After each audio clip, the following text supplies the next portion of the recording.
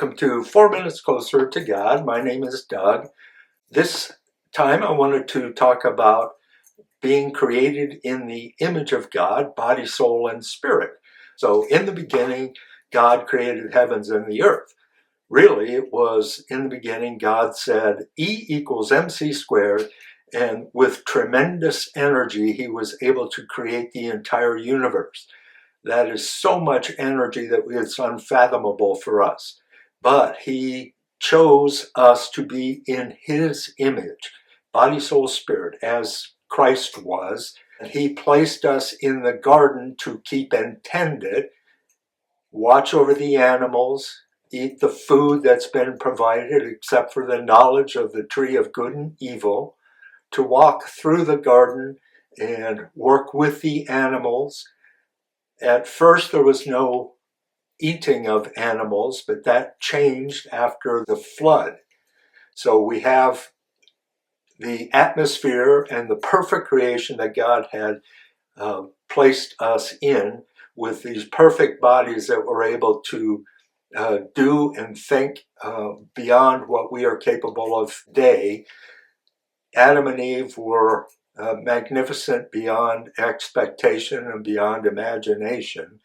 They were able to eat of the fruit and have it perfectly absorb into their bodies the nutrients that were provided, plus the fruits that were there and the plants and vegetables that they ate perfectly provided the nutrients. They were robust with those nutritious qualities, which have been lacking since the fall and the curse, and now the flood. And so over time, we've lost the ability to absorb all that from the ground that we currently walk on. And so how should we live now as we are in a body? First, we should do things naturally. Today, instead of enjoying a meal with friends and family and taking time to prepare it properly, we'll just throw something in the microwave and eat it and dash out the door. God has designed us for food and the food for us, and naturally that is better than processed. God has designed the body for living in time, and so we have our aging sequence going from babies on up through adulthood into late stages, and then finally returning to the dust from which we were taken. God has designed us to have rest.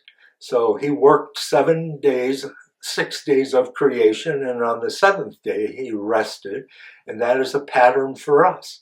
So the work week institutes into it a day of rest.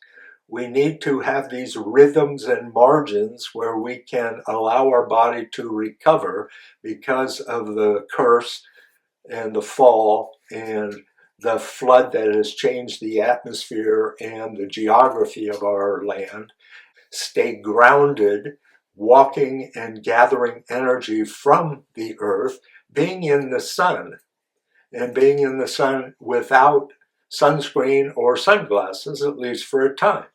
And that changed particularly after the flood, where the beautiful atmosphere changed, and now we have a lot of turbulence in our weather and climate.